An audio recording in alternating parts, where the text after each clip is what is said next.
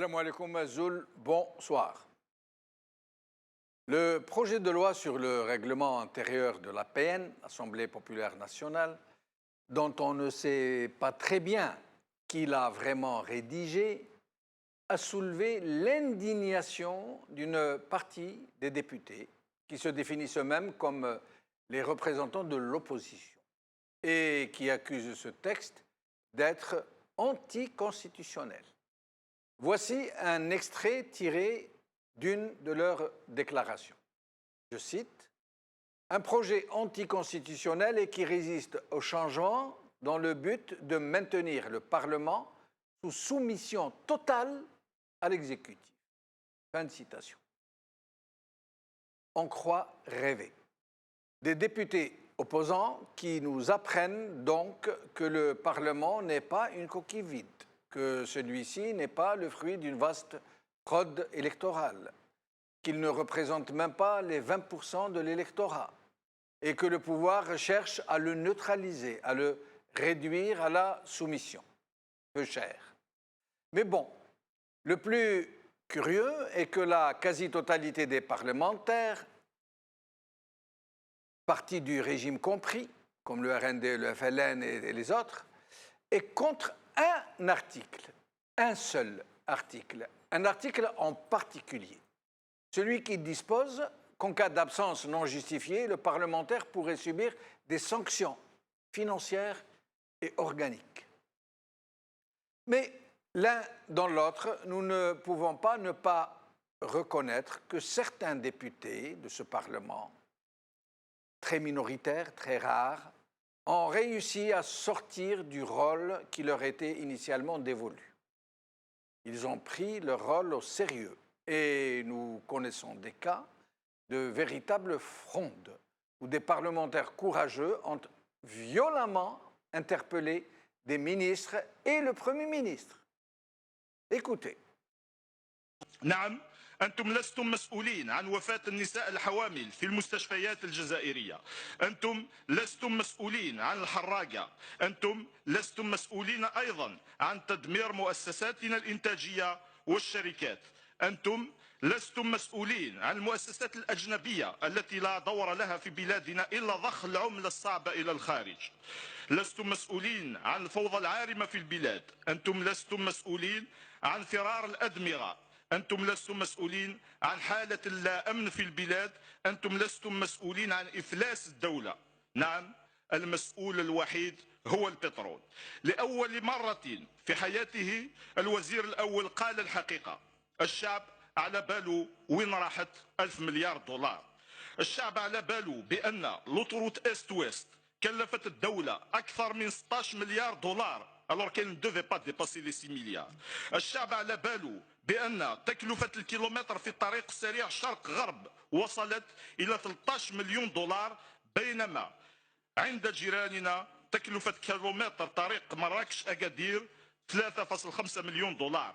الشعب على باله بفضيحة الخليفة، بفضيحة أوراسكوم وفضيحة سوناتراك. الشعب على باله بأن ملعب تيزي وزو الذي تنجزه شركة حداد كلف خزينة الدولة حوالي 800 مليون دولار بينما ملعب عش العصفور الكبير في الصين لم يتكلف إلا 300 مليون دولار. الشعب على باله باللي بتكلفة مسجد الجزائر والشعب على باله بأن كل مشروع أنجز كلف الدولة 3 مرات قيمته الحقيقية. الشعب على باله بأن أعلن في التلفزيون الجزائري عن متابعة شكيب خليل زوجته وابنيه في فضيحة سوناتراك avant de rétropédaler, rapport de force clanique à l'intérieur du système oblige et le présenter à travers les zaouïas du pays comme le messie attendu. Et ceux qui sont donc à la manœuvre, ceux qui sont les maîtres du jeu de ce succès d'années d'institutions, semblent avoir décidé de mettre le holà au très peu de véritables attributions qui restent à une toute petite minorité de ce Parlement qui avait été choisie pour donner le change et qui a produit des effets pervers que le régime n'a pas digérés. Donc, même ce peu d'oxygène qui permet de faire respirer une fantomatique Assemblée nationale populaire est devenu indésirable dans la combuse. Et des dizaines d'articles dans ce projet de loi, tout aussi réducteurs les uns que les autres, sont venus brider de façon on ne peut plus violente les quelques pathétiques libertés que prenaient les derniers résistants dans cet aréopage de Boostifyer. Écoutez, je me contenterai de ne citer que ce passage d'un article bateau qui permettra au président de séance de retirer la parole à tout député qui sortirait des cadres tacites impartis. Écoutez, je cite. Le président de la séance peut interrompre l'intervention d'un député s'il porte atteinte aux principes de la société algérienne, à la Révolution de libération nationale ou à ses symboles, au président de la République, ou s'il évoque une affaire de justice en cours. Fin de citation, je n'en dirai pas plus. En tout état de cause, ce projet de loi semble faire partie d'un vaste arsenal pensé comme une machine de guerre pour un projet autrement plus important et dont tout un chacun se doute, n'est-ce pas? Pas besoin de faire un dessin. Aujourd'hui. Le matin d'Algérie, le 5e mandat se cuisine aussi au Parlement. Le nouveau règlement intérieur de l'APN interdit de porter atteinte au président par la rédaction. Le jeune indépendant, règlement intérieur de l'APN. Les députés cautionnent l'absentéisme. Par Houssine Adrien, Algérie 24. Absentéisme à l'APN. Des députés, affairistes, incompétents, carriéristes. Par Lies S. APN, projet de loi suicidaire, c'est le titre de notre émission d'aujourd'hui. Pour en parler, j'ai ici avec moi Nazim Taleb, membre du secrétariat du mouvement Rachad. Merci Nazim d'être avec nous. Merci pour l'invitation. Merci. Alors, au téléphone, nous allons avoir Melk Sadali, ex-parlementaire et conseiller du premier secrétaire du FFS, Kerim Kebir, qui nous rejoindra durant la deuxième partie de l'émission, journaliste, Faisal Mottawi, qui est avec nous, journaliste aussi depuis Alger, et donc Nazim Taleb. Ce projet de loi de l'APN qui semble n'avoir pas reçu l'aval de tout le monde, y compris de ceux-là même qui l'ont fait. Bon, il faut rappeler quand même que ce Parlement déjà n'est pas du tout représentatif de la population algérienne, pour ne pas dire il n'est pas légitime, vu les cas de fraude auxquels on a assisté. Pour rappel, le taux de participation des législatives en 2017 était de 35%. Ça, c'est les chiffres officiels. C'est-à-dire fraude et bourrage y compris. Voilà. Donc, c'est un tiers de la population qui est parti voter. Dans ce tiers-là, il y a eu 1,7 million de bulletins qui sont nuls. Donc, déjà, sur les 37%, il y a 20% de bulletins nuls. Donc, déjà, premièrement, on peut dire sur cette base-là que ce Parlement n'est pas représentatif de la société algérienne. Il est loin de représenter toutes les franges de la société algérienne, primo.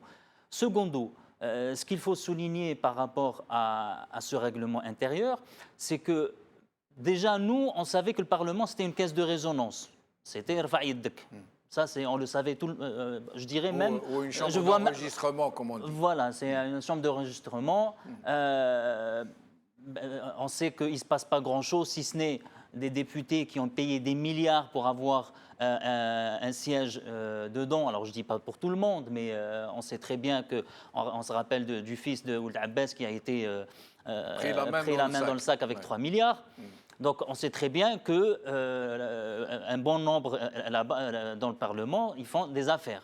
Donc, c'est des incompétents. On est l'un des parlements les moins lettrés, je dirais. C'est pas lettrés, mais où les gens qui n'ont pas de bac sont largement supérieurs à ceux qui sont au cadre ou à ceux qui ont un bac plus des universitaires, on va dire.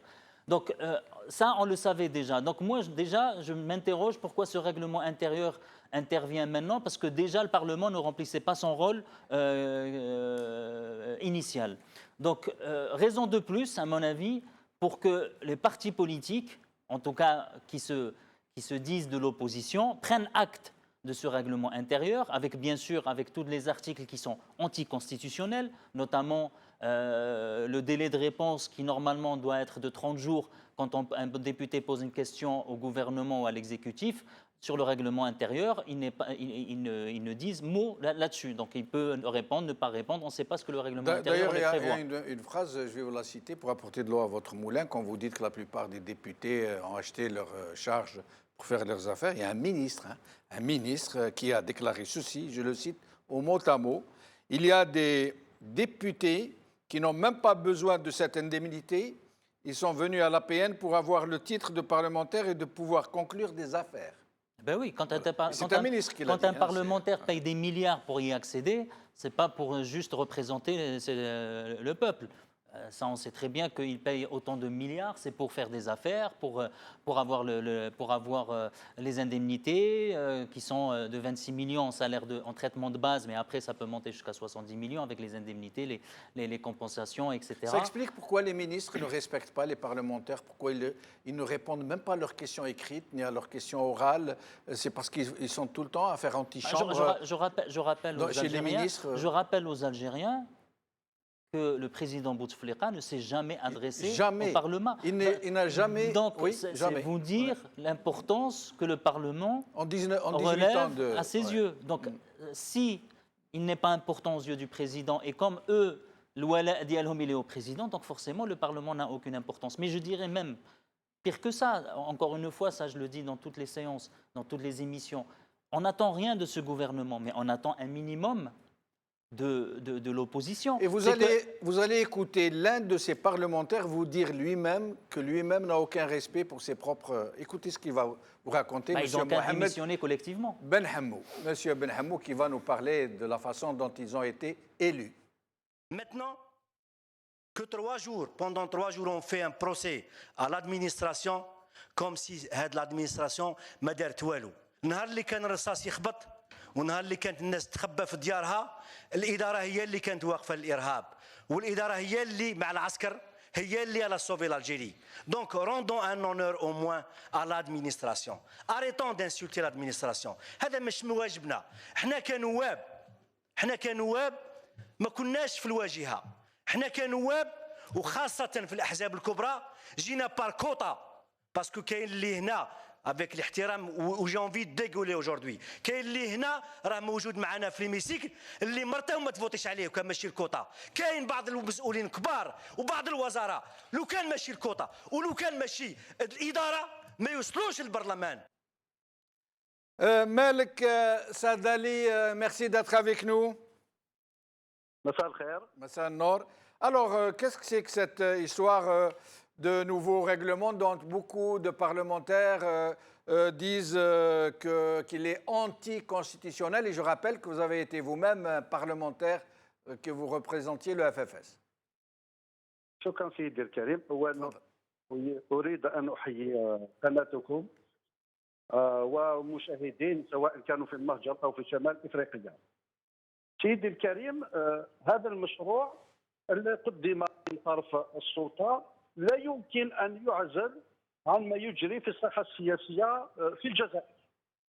أولا فالسلطة قدمت مشروعين ليس مشروع واحد. المشروع الأول عبر النواب التابعين للسلطة أو المعينين من طرف الإدارة، وهو رفع الأجور وجواز السفر الدبلوماسي.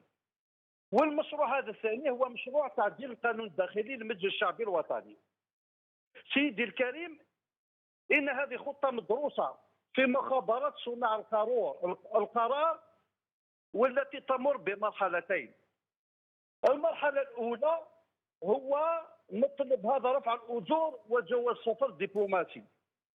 لدراسة هذه الخطة الجهنمية لازم نشوف التوقيت، ما هو التوقيت الذي طرح فيه هذا المشروعين.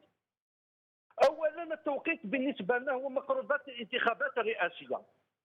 لماذا النواب التابعين للسلطه استنوا هذا الوقت بالضبط باش يرفعوا هذا المطلب لرفع الاجور وجواز السفر؟ الهدف منه اولا هو الحد من ثقه للمعارضه، لو ديسكريدي دو لوبوزيسيون في الجزائر. وثانيا تحويل الراي العام عن المشاكل الحقيقيه التي تعيشها البلاد، وخاصه الغضب الشعبي وتوسع رقعة الاحتجاجات في البلاد. هذه من جهه، ومن جهه ثانيه اذا فالسلطه تعمد الى شن حمله اعلاميه ضد البرلمان. لماذا ضد البرلمان؟ لماذا ضد النائب؟ لان هذا البرلمان هو المنبر الاخير والمسلحه الاخيره التي بقت للمعارضه باش ترفع انشغالات المواطنين والمواطنات. لماذا الصحافه تتكلم عن النائب ولا تتكلم هذه الصحافه عن تعويضات رئيس الجمهوريه؟ ولكن مالك سعدالي، سامحني نقطع لك الكلام، سامحني مالك سعدالي، يعني في الحقيقه البرلمان هذا الاغلبيه الساحقه من قوات النظام، يعني لا فلان ولا رندي وما يتبعهم، وش راح دير يعني الاقليه تاع الاقليه اللي راهي في البرلمان منها لافافاس الارسيدي والاخرين من غير الكلام برك، يعني ما نجموا ياثروا حتى في قانون، ما نجموا ياثروا حتى في قانون على كل حال. سيدي الكريم، احنا مشاركتنا ضعنا اهداف رئيسيه للمشاركه، فلم نقل اننا سوف نذهب الى البرلمان لتغيير القوانين، واحنا نعرف طبيعه السلطه الجزائريه وكيفيه تسيير هذا البرلمان ونعرف قانونه الداخلي. احنا كنا من بين البرلمانيين في 97 اللي كانوا ضد هذا النظام البرلماني ولا كان ضد هذا المنح المعطيه للنواب. احنا دفعنا هذاك الوقت عن قانون اساسي للنائب، لو ستاتيو دو بارلمونتير. اذا احنا استعملنا هذا كمنبر لنعبر عن ارائنا وانشغالات الشعب الجزائري وشرح افكارنا وبرنامجنا للشعب الجزائري. ورغم كل هذه التضييقات فالنظام لم يقتنع بهذا القانون الداخلي، فعمد الى تعديله وتقديم اليوم قانون داخلي جديد. لماذا تقديم هذا القانون في هذا الظرف؟ فهو في الحقيقه للحد من حريه المعارضه في اداء مهامه. ولكن مالك سعدالي يعني est-ce qu'on ne met pas la charrue avant les bœufs dans ce genre d'appréhension de la situation, dans une situation où d'abord il y a une abstention, un boycott massif venant de la population qui a largement boycotté ce Parlement. Ensuite, nous savons très bien que les fondements mêmes du processus reposent sur la fraude et le bourrage des urnes. La meilleure preuve, c'est que l'un des vôtres, qui était dans votre parti, Moustapha Bouchachi, qui, malgré toute sa résistance, a fini tout simplement par démissionner. Est-ce qu'il ne faut pas poser le problème à l'envers et plutôt que de vouloir dénoncer un règlement intérieur dont vous nous dites qu'il veut verrouiller ce qui reste de vie politique, est-ce qu'il ne faut pas plutôt aller vers la cause du problème et qui consiste à aller vers un mode d'élection qui puisse permettre de laisser émerger les vrais représentants du peuple? في الحقيقه احنا ما يخفاش عليكم باللي طبيعه النظام نعرفوها منذ 62 الى يومنا هذا، فكنا احنا من اولين لدعاة المقاطعه. فالافافاس هو اول حزب سياسي ادخل كلمه المقاطعه الساحه السياسيه الجزائريه. ولكن اليوم السؤال المطروح، هل المقاطعه تكفي اليوم لتغيير نمط تسيير السلطه في الجزائر؟ يمكن تقاطع ب 90%، ولكن سوف لا يكون لك اي دور. ثانيا سوف لا تعطي لك اي كلمه لا عبر وسائل السمعيه البصريه ولا المكتوبه، وليس لديك اي مساحه في الميدان باش تروح الى المواطنين. فالحقل السياسي مغلق والاعلامي مغلق. فاحنا حبينا نستعملوا مشاركتنا كوسيله لايصال برنامجنا الى المواطنين والمواطنات. استغلنا حملا انتخابيه ورحنا الى جميع ارجاء الوطن وشرحنا رساله الافافاس، ثم ذهبنا الى البرلمان ونحن موزن نواصل في نشر رسالتنا ووصل انشغالات المواطنين والمواطنات. مالك سعدالي, lorsque vous dites نشر مشاكل تاع المواطنين. Est-ce que vous ne pensez pas que le régime a bien calculé son coût en vous laissant passer comme petite minorité, même pas minorité de blocage? Tous les partis dits de l'opposition réunis, si demain ils s'assemblent, ils ne peuvent même pas constituer une minorité de blocage parce que le régime sait très bien ce qu'il fait. Et donc il ne vous a laissé être dans ce Parlement que pour donner le change, pour pouvoir dire justement, regardez, vous dites c'est un Parlement maison, regardez comment il critique, regardez comment il parle, mais c'est tout ce que vous pouvez faire, parler, critiquer sans plus, vous ne pouvez pas influer sur les lois, et c'est ça le problème. أنا أطرحك سؤال بصيغة أخرى. حتى في البلدان الديمقراطية فالمعارضة والأقلية لا تستطيع أن تدير أي شيء فيما يخص القوانين ولا تغييرها، وما بالك في النظام الديكتاتوري التسلطي. فنحن ما غبيناش على الشعب الجزائري، علاش شاركنا؟ فنقول لك المعارضة الذي اليوم تلجأ إلى البويكوت المقاطعة، إذا ماذا تستطيع هذه المعارضة التي تقاطع؟ نزيد لك حاجة، كل الأحزاب التي عمدت إلى المقاطعة منذ 91 اليوم فزالت في الساحة السياسية، ليس وجود لها في الساحة السياسية. فاستمرارنا في الساحة السياسية كمعارضة لهذه السلطة استوجب علينا نشاركوا في هذه الانتخابات. احنا ما نشاركوش باش تغيروا القوانين، باش نتقربوا أكثر من المواطنين. لا تنسى أن الاحتجاجات التي وقعت في الجزائر، في الجنوب الجزائري، في غردايا، في الجهة الأخرى، إلا البرلمانيين الإفافاس الذين استقبلوا من طرف المواطنين، والإفافاس وصل صيغتهم ودافع عليهم. إذا احنا على بالنا بالدور الذي تمكن لنا أن نلعبه في هذا البرلمان، وبذا شرحنا في البداية مباشرة على شروح البرلمان. Merci Malka Sadali, au plaisir de vous retrouver. Avec nous Faisal Mattawi, merci d'avoir accepté notre invitation Faisal. Merci Jamal, bonsoir, صحة رمضانكم. يسلمك تزادا. Faisal, donc voilà, tous les députés quasiment ou presque tous se sont élevés contre ce projet de loi pour un article, un seul. Pour le reste, il n'y a pas de problème. C'est l'article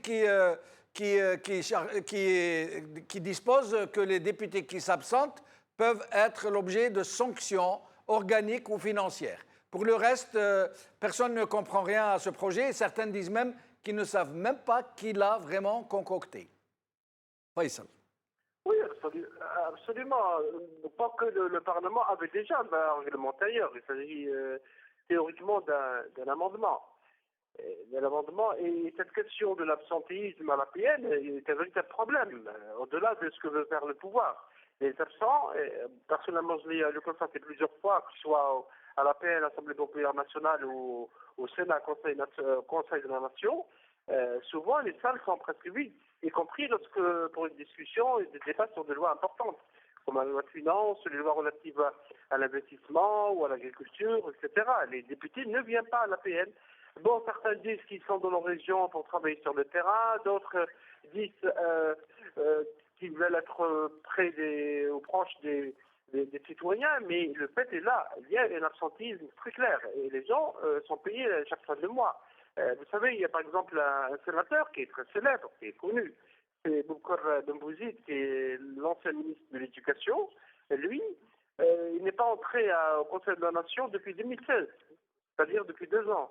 Et chaque mois, il a son salaire. Donc, je pense qu'il y a un véritable problème, au-delà d'un problème de sanctions administratives ou de correction ou de ponctions sur salaire, il y a un problème de la morale. Si on est député, de morale. Si les députés représentent des citoyens, la moindre des choses, c'est d'être présent dans les débats. Et donc, les députés se sont élevés contre ce texte uniquement pour ça, pas pour les autres aspects. Parce que le plus grave dans ce projet, c'est que les députés sont soumis à l'appréciation de l'administration. C'est l'administration qui va Mais décider... justement, Faisal, justement, est-ce que vous n'avez pas l'impression d'une tempête dans un verre d'eau, d'un Parlement dont on sait que la majorité écrasante qui fait les lois, donc, est acquise au régime, qu'il n'y a qu'une toute petite minorité qui ne représente même pas une minorité de blocage, même s'il y a alliance tout azimut, et donc, comme ça, de toutes les façons, le Parlement est soumis au régime. Quel est le problème? Quel est le problème vu du côté parlementaire? Pourquoi se font-ils autant de mourants, j'allais dire? Oui, mais parce que on constate que certains députés ont pris un peu de liberté de parole ces derniers temps. Et vous avez diffusé un extrait de certains députés commencent à utiliser la tribune de la télévision parce que parfois les débats sont trop retransmis en direct et donc certains députés passent des messages qui ne passeront peut-être pas ailleurs.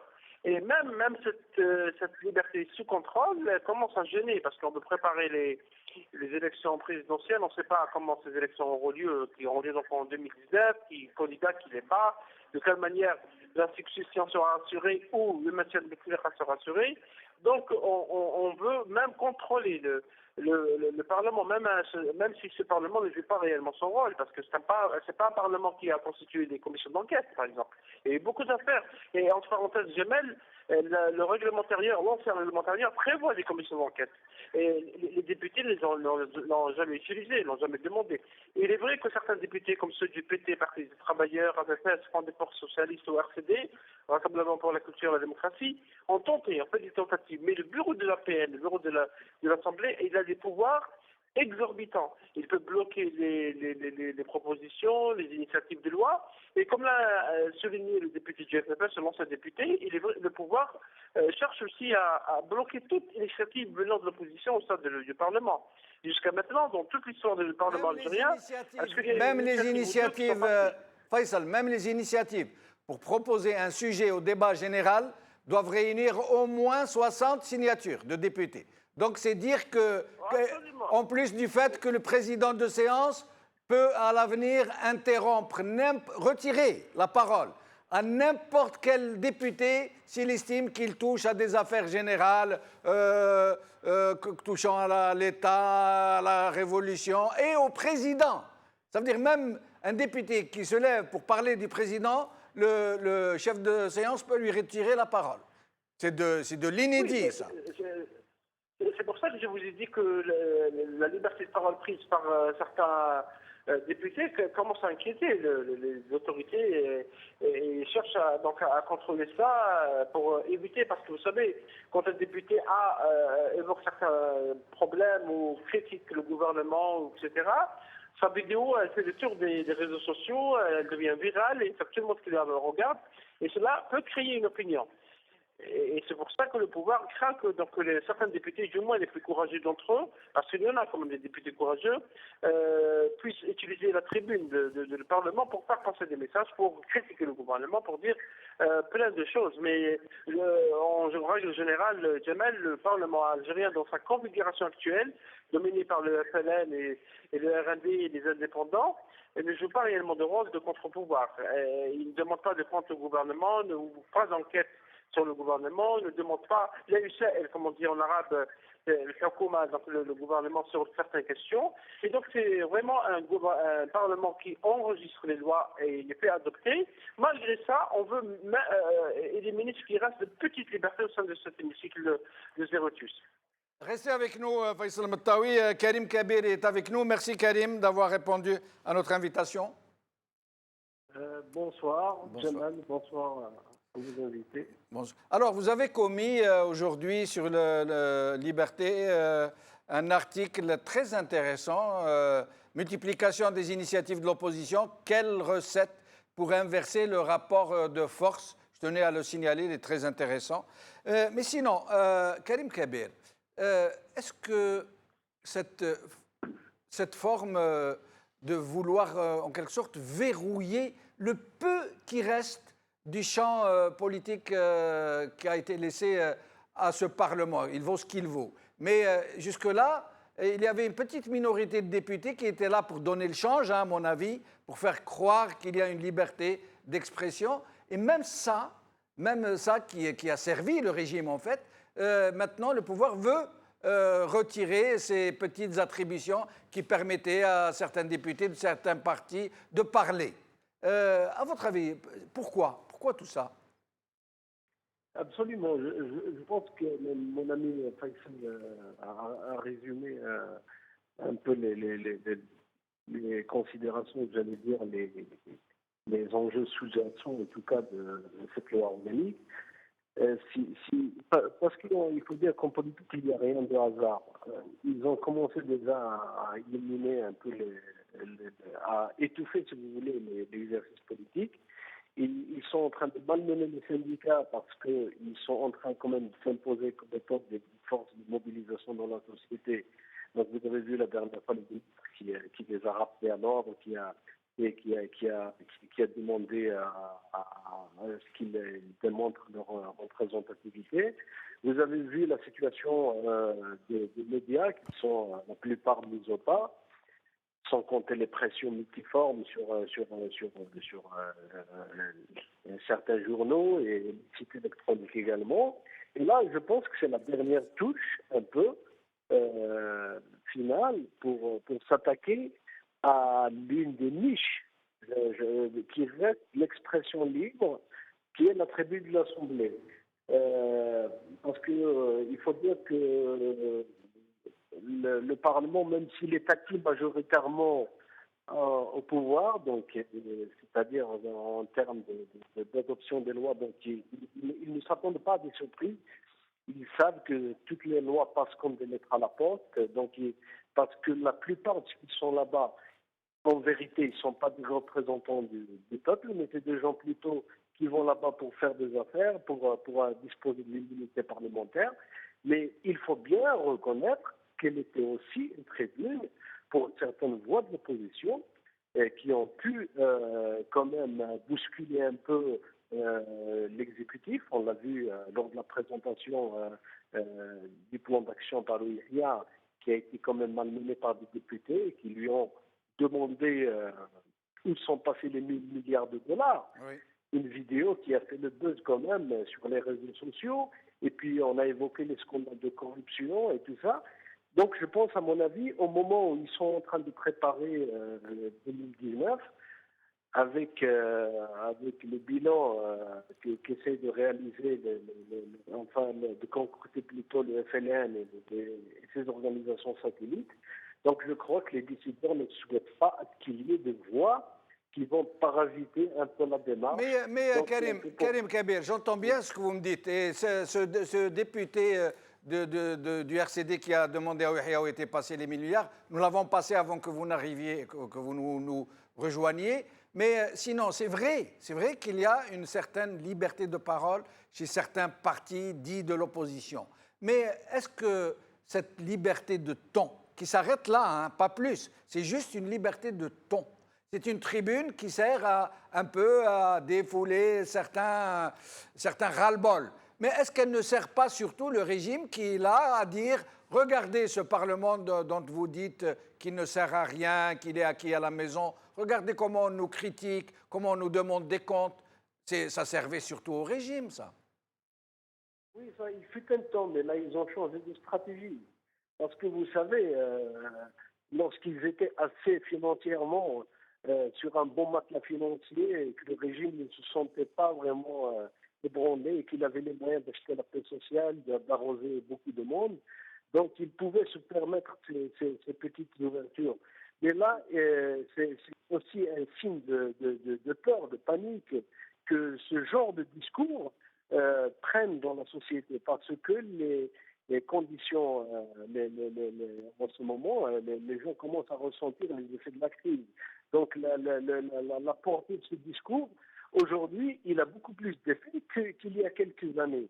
Donc c'est le contexte qui a changé, qui a fait qu'en sorte que le régime lui-même change aussi de méthode. Donc c'est pour ça qu'à mon avis, il a peur à ce que ce genre de discours porte aujourd'hui. Je reviens à vous tout à l'heure, Karim Kabir. C'est très intéressant ce que vous nous dites. Nazim, ils sont là, une minorité de députés, à protester que ceci est anticonstitutionnel, que le processus est contre toutes les lois. Ils sont en train de le dénoncer comme étant vraiment un tournant, j'allais dire, constitutionnel dans l'appréhension même de ce qui est le Parlement. Mais qu'est-ce qu'ils pourraient faire, d'après vous, qu'est-ce qu'ils pourraient ou qu'est-ce qu'ils devraient faire pour essayer de faire porter leur récrimination de façon plus efficace, j'allais dire? Nous, on le dit depuis pas mal d'années au sein du mouvement Rached. On appelle surtout à la responsabilité individuelle et collective des parlementaires, en tout cas qui se disent de l'opposition, de démissionner collectivement de cet hémicycle.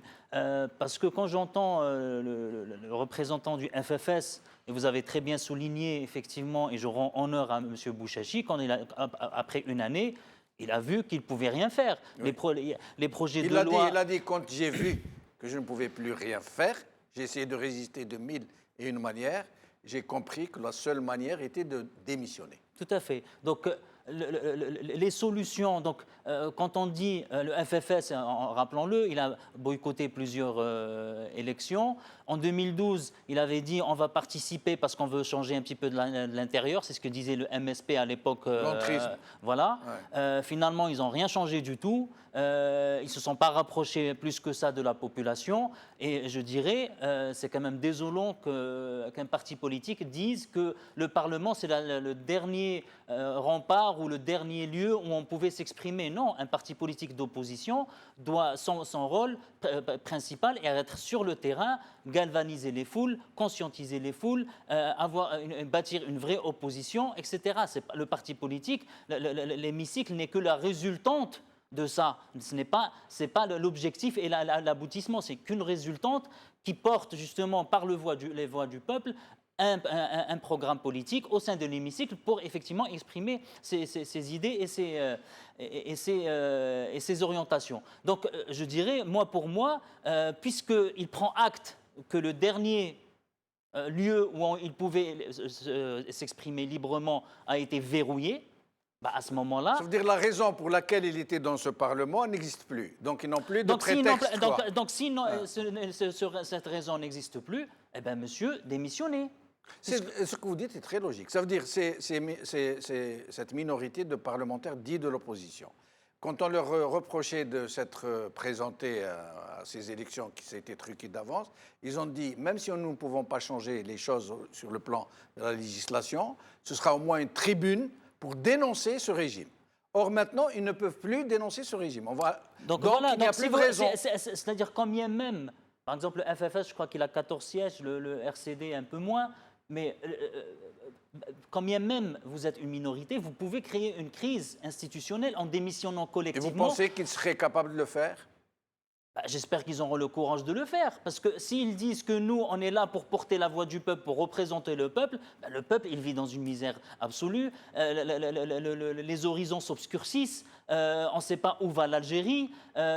Donc à ce moment-là, il faut effectivement mettre ses intérêts personnels de côté et mettre l'intérêt de l'Algérie, notre pays qui nous est cher, du peuple algérien comme objectif suprême de ces gens-là. Maintenant, il ne s'agit plus d'indemnité ou de passeport diplomatique, etc. Ça, c'est juste pour gagner du temps. On sait très bien que l'Algérie va passer par des moments très difficiles et c'est à ces gens-là qui doivent assumer ses responsabilités en démissionnant collectivement de son Parlement et effectivement donner l'image que le gouvernement ou le régime voulait donner, c'est-à-dire une pluralité, une diversité dans l'opposition au sein de l'hémicycle. Et là, on va donner l'image effectivement que finalement cet hémicycle ne comprend que les lécheurs de bottes comme le FLN et le RND. Là, vous allez créer une crise politique. Mais rester comme ça, toujours en train de critiquer et dire qu'on n'a plus la liberté de parole, monsieur, vous êtes un chef de parti, votre place est dans la rue, pas dans l'hémicycle. Faisal Mattaoui, est-ce que tout ça ne sent pas un peu le 5e mandat? Est-ce que ça ne procède pas de préparer le terrain pour essayer d'étouffer toute voix discordante qui pourrait gêner une tactique ou une autre pour faire rempiler le président? Ils ne disent plus un 5e mandat puisque c'est anticonstitutionnel. Ils disent l'istimraria, la continuité. Oui, mais c'est possible. Mais est-ce que les voix discordantes ont empêché le 3e et le 4e mandat, Jamal? Donc ça m'étonnerait. Et c'est vrai qu'il y a une tendance au verrouillage, où certains ont une volonté de contrôler les espaces, les petits espaces qui restent en matière d'expression. Mais je ne pense pas qu'il y ait des voix capables qui ont cette force de changer les projets du pouvoir. Si le pouvoir décide que le président Bouteflika continue, comme vous l'avez évoqué, son œuvre jusqu'à 2024, et il va y arriver parce que les projets alternatifs sont absents et ceux qui peuvent éventuellement empêcher ce projet ne sont pas assez forts ou puissants pour le faire. Mais je pense que oui, ça procède à ça parce que le Parlement, la mise en parenthèse du Parlement à l'heure actuelle répond donc à ce souci de préparatif de ces élections, même si les projets sont définis d'avance. Ce n'est pas le Parlement qui va donc les empêcher ou les contrecarrer. Faisal Mouttaoui, qu'est-ce que vous pensez de cet avis de Nazim Taleb qui dit que si ces députés, plutôt que de récriminer, s'ils démissionnaient, ils créeraient une crise majeure qui pourrait vraiment marquer leur passage au sein de ce Parlement? Oui, vous savez, le Parlement est un instrument merveilleux si on sait l'utiliser, parce que malgré tous les verrouillages, il y a des possibilités au Parlement. On peut utiliser beaucoup de choses pour protester, pour bloquer des lois, pour amener le gouvernement à revoir certains textes. On peut utiliser la contestation. Il y a beaucoup d'instruments, y compris la démission. Mais est-ce qu'il y a des députés qui sont dans cet état d'esprit de démissionner pour un idéal politique, pour faire avancer la cause des libertés dans le pays? C'est une question qu'on se pose, parce que les problèmes se posent lors du choix des candidats. Parce que quand on choisit des candidats qui n'ont aucune sensibilité par rapport au travail politique, par rapport à l'engagement, par rapport à la mobilisation, par rapport à l'idéal de démocratie, de défense de démocratie, on ne va pas leur demander de démissionner en bloc pour bloquer le Parlement. Et il y a beaucoup d'avantages, il y a beaucoup de primes, salaires assez bons, des postures, parce que certains députés ont gagné des postures sociales dans les wilayas où ils sont. Ils sont dans les tables du wali, de tous les responsables qui passent par leur wilaya. Et donc, ils penseront 2-3 fois pour démissionner au cas où il faut le faire. Maintenant, ce n'est pas le député, tous les députés qui sont dans cette situation. Et c'est d'ailleurs grâce à eux que certaines choses se font au Parlement, des députés qui ont du courage, qui sont formés politiquement. Mais dans l'état actuel des choses, rien ne se fera au Parlement algérien. Restez avec nous, Faisal Mouttaoui. Karim Kabir, qu'est-ce que vous pensez de cette proposition, j'allais dire, de Nazim Taleb qui appelle les députés réfractaires à ce projet de loi de démissionner purement et simplement, de façon massive? Écoutez, bon, ça peut être une idée, bon, mais à la limite, c'est de mesurer l'impact aussi. C'est-à-dire, est-ce que ce geste pourra provoquer une dynamique au niveau de la société? Parce que je crois qu'il y avait par le passé déjà des démissions, mais est-ce que pour autant ça a changé l'équation? Donc le geste en lui-même, même si sur le plan moral, ça va donner de la crédibilité en tout cas pour les auteurs du geste.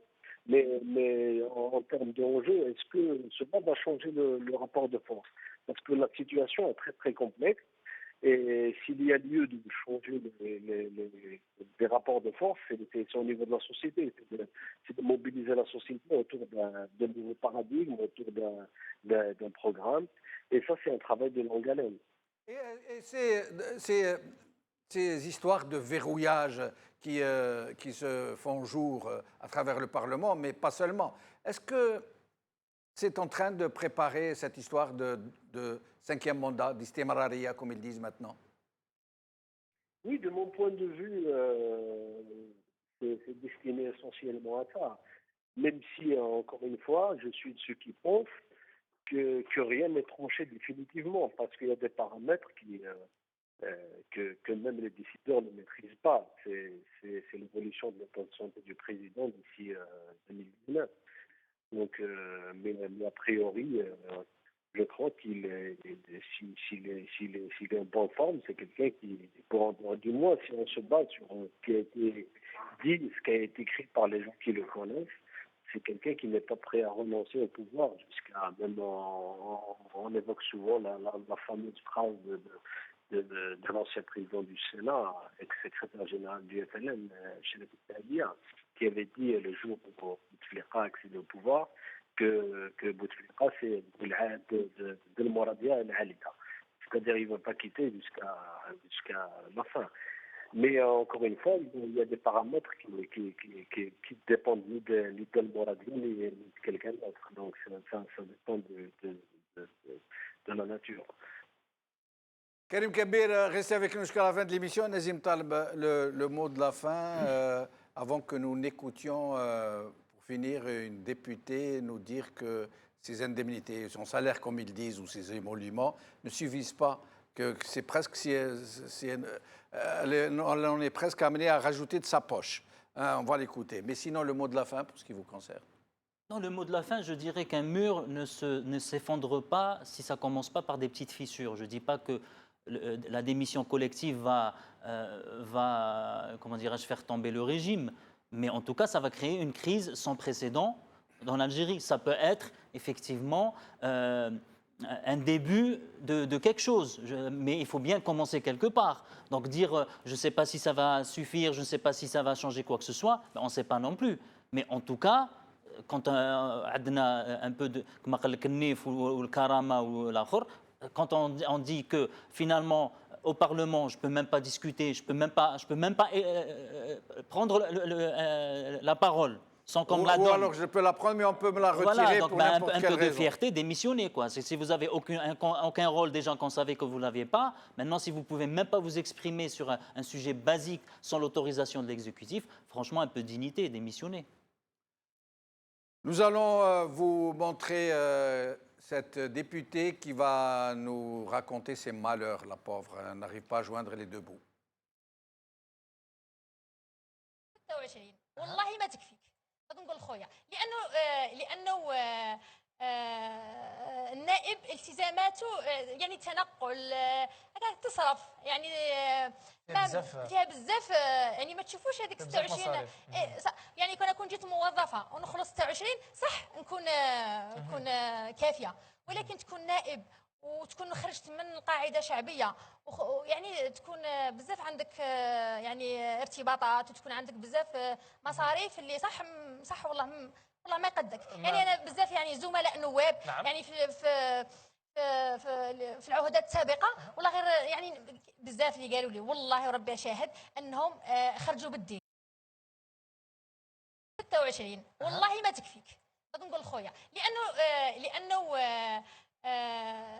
النائب التزاماته يعني تنقل تصرف يعني فيها بزاف يعني ما تشوفوش هذيك 26 يعني كون جيت موظفه ونخلص 26 صح نكون كافيه، ولكن تكون نائب وتكون خرجت من قاعده شعبيه يعني تكون بزاف عندك يعني ارتباطات وتكون عندك بزاف مصاريف اللي صح والله ما يقدك. يعني انا بزاف يعني زملاء نواب يعني في العهدات السابقه والله غير يعني بزاف اللي قالوا لي والله وربي شاهد انهم خرجوا بالدين. Ce qu'elle ne nous dit pas, la dame, c'est que ce n'est pas 26 millions. 26 millions, c'est une partie des émoluments. Il y a une grande partie, je ne sais pas de quel ordre elle est, qui est considérée comme indemnité forfaitaire, qui vient s'ajouter à ces 26 millions et ça fait beaucoup plus que 26 millions. L'essentiel, c'est que ça ne lui suffit pas. Maintenant, nous allons revoir, moi je n'y résiste pas, ce que nous avons vu tout à l'heure, la prestation de M. Benhamou. Maintenant que pendant 3 jours, on fait un procès à l'administration comme si l'administration ما دارت والو. نهار اللي كان الرصاص يخبط ونهار اللي كانت الناس تخبى في ديارها، الإدارة هي اللي كانت واقفة للإرهاب، والإدارة هي اللي مع العسكر هي اللي على sauver l'Algérie. Donc rendons un honneur au moins à l'administration. Arrêtons d'insulter l'administration. هذا مش مواجبنا. احنا كنواب ما كناش في الواجهة. احنا كنواب وخاصة في الأحزاب الكبرى جينا بار كوطا باسكو كاين اللي هنا avec الاحترام و j'ai envie de dégueuler aujourd'hui. كاين اللي هنا راه موجود معنا في الميسيكل اللي مرته ما تفوتيش عليه وكان ماشي الكوطه. كاين بعض المسؤولين كبار وبعض الوزراء لو كان ماشي الكوطه ولو كان ماشي الاداره ما يوصلوش للبرلمان. Merci Nazim Taleb, merci Malik Sadali, merci Karim Kebir, merci Faisal Mattawi. Merci, chers amis, d'avoir suivi cette émission. بقاو على خير. سلامة.